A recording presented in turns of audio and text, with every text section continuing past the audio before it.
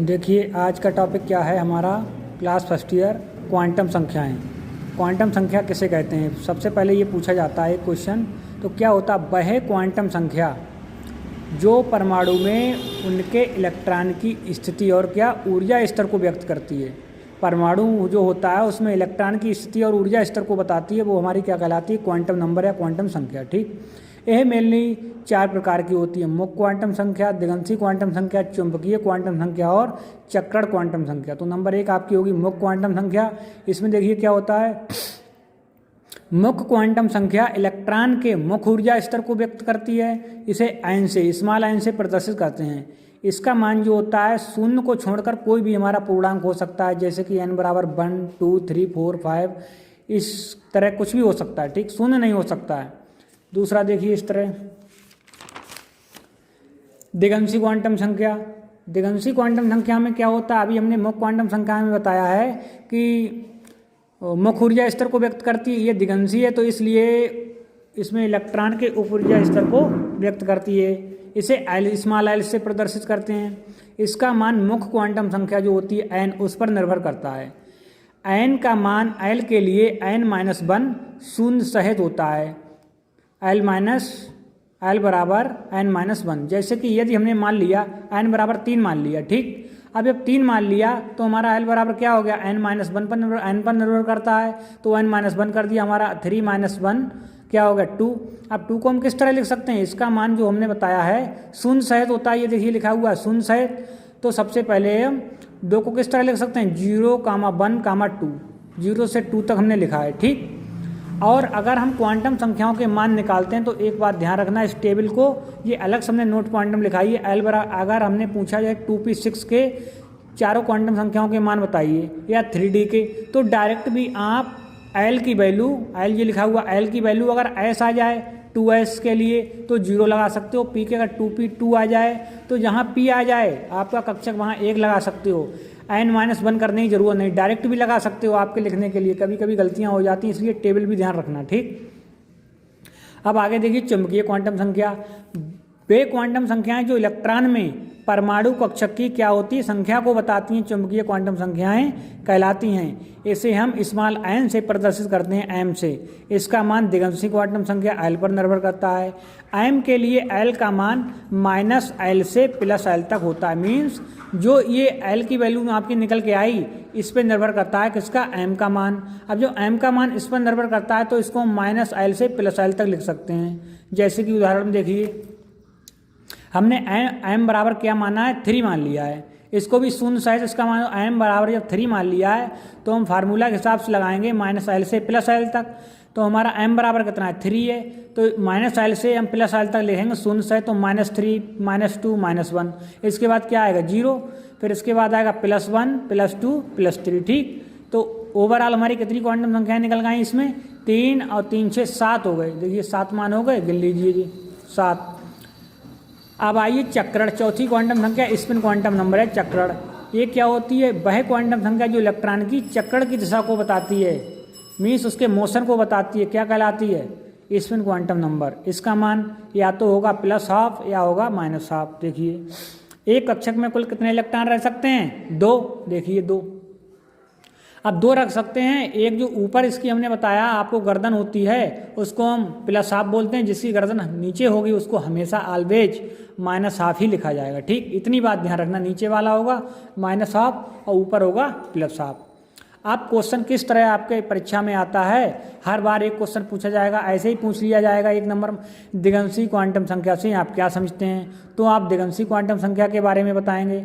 यदि पूछ लिया जाए चक्रण क्वांटम संख्या से आप क्या समझते हैं। अगर पूछा लॉन्ग में पूछ लिया जाए क्वांटम संख्या से आप क्या समझते हैं, कितने प्रकार की होती हैं, एक्सप्लेन कीजिए, तब आपको पूरा देना है। और 1 नंबर न्यूमेरिकल टाइप का आएगा तो इस तरह पूछा जाएगा, 2p6 में अंतिम इलेक्ट्रॉन के लिए चारों क्वांटम संख्याएं, मीन्स चारों कौन सी हो गई? n, l, m, s। ये याद रखना, एक होती है n, प्रथम, दिगंशी, चुंबकीय और चक्रण। चारों क्वांटम संख्याओं के मान निकाल लें तो हमारा यहाँ लिख लिया हमने 2p6 इस तरह। ठीक, अब ये 2p6 हमने जो लिख लिया है, ये जो 2p6 लिख लिया है, अब n की वैल्यू हमेशा होती आगे वाली। जो हमारा कक्षक होता है उसके आगे वाली जो वैल्यू लिखी हुई वो होगी हमारी n की। तो n की वैल्यू हमें ऐसी पता चल गई, n बराबर कितना हो गया 2। अब इसके बाद l की वैल्यू, l के हमने बताया था जब चुंबकीय वो आपको पढ़ाया था दिगंशी क्वांटम संख्या भी बताया, तो n-1 से लिखते हैं। अब या तो वो टेबल हमने जो बताई थी, इधर देखिए जो टेबल, अगर आगे हमारा 2p आ गया, देखिए 2p6 आया तो p का मान क्या होगा 1 होगा, d होगा तो 2 होगा। अब डायरेक्ट भी लिख सकते हो, हमारा क्या होगा l बराबर 1 होगा। अब n-1 से भी निकाल सकते हो, दोनों चेक करने के लिए n-1, n की वैल्यू 2, 2-1 बराबर 1। ठीक, टेबल से मैच कीजिए, देखिए मैच कर गया 1। ठीक, अब n और l निकल गया, अब बचा m। अब m की फार्मूले में होता है -l से +l तक। अब आपका l कितना आया 1, अब इसको -l से +l तक लिखेंगे तो इसका सबसे पहले लिखेंगे -1, इसके बाद 0, फिर +1। तो कुल कितनी संख्याएं होगी 3। अब s में हमारे कक्षक कितने होते हैं, 1 p में 3, d में 5 और f में 7। तो p में कुल इलेक्ट्रॉन होते हैं 6। अब हमने पूछा अंतिम इलेक्ट्रॉन, अंतिम इस p6 में 6 इलेक्ट्रॉन में अंतिम इलेक्ट्रॉन कौन सा होगा, मीन्स आखिरा छठा इलेक्ट्रॉन होगा। सबसे पहले क्या करेंगे हम, कक्षक बनाएंगे 3। जब p में 3 होते हैं, एक कक्षक 2 3। अब तीनों में इलेक्ट्रॉन भर दिए, 6 दिए हुए हैं जो ऊपर, 1 2 3 4 5 6 अफवाहों के नियम के अनुसार। अब इसके ऊपर क्या करेंगे हम, m की वैल्यू लगा देंगे, -1, 3 कक्षक हैं तो 0 +1, तीनों खानों के ऊपर हमने कक्षक ऊपर लगा दिया। अब देखिए छठा इलेक्ट्रॉन की गर्दन कितने को है, नीचे को। सबसे पहले m की वैल्यू निकाल लीजिए डायरेक्ट, कितनी है, छठे इलेक्ट्रॉन के ऊपर कितनी लिखी है +1। जो ऑलवेज कोई भी हो जो ऊपर होगा वो ही लिखी जाएगी जिसमें इलेक्ट्रॉन फिट होगा, प्लस लिख दिया। अब इसको हमने देख लिए, ऊपर होता तो अगर हम पूछते 5वें इलेक्ट्रॉन के लिए निकालिए तो हम लिखते +1/2। हमने पूछा छठे इलेक्ट्रॉन, छठे के मतलब नीचे को इसकी गर्दन है तो होगा -1/2। ठीक, इसी तरह अपने आप दूसरा एक क्वेश्चन कीजिए, देखिए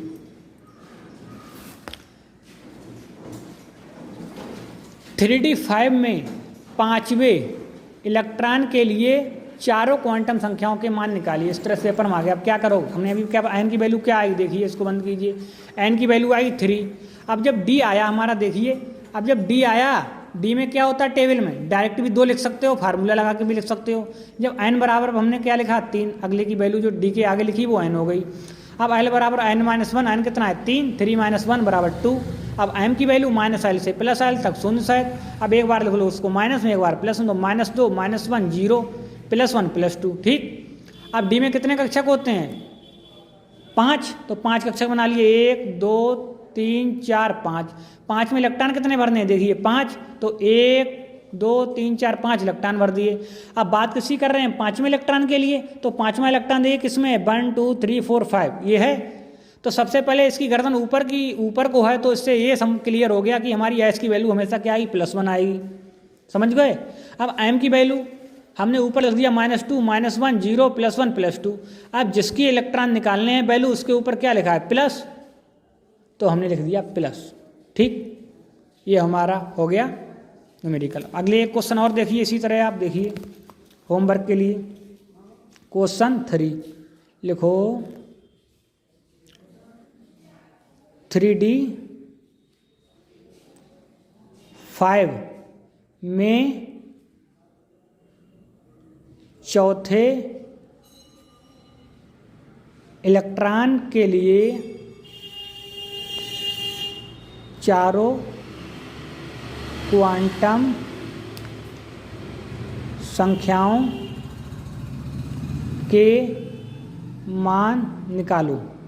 ठीक, इसको कॉपी में नोट करना और हमारे लिए बताना, स्क्रीनशॉट लेके जो भी करो और ग्रुप पे सेंड कर देना। ठीक, इसका निकालने के बाद सभी लोग जो लोग इसको वीडियो देखें वो भी इसको करें।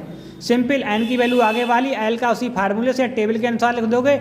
d में कितने कक्षक है 5, पहले कक्षक बना लोगे, फिर उसमें इलेक्ट्रॉन भर दोगे, फिर इस तरह m की वैल्यू निकाल लोगे, उसके ऊपर रख दोगे, इस तरह प्लस माइनस करके चौथे, ये ध्यान रखना 5वां नहीं, जैसा हमारे चौथे इलेक्ट्रॉन के लिए निकालना ये चौथा है। ठीक, धन्यवाद आज के लिए।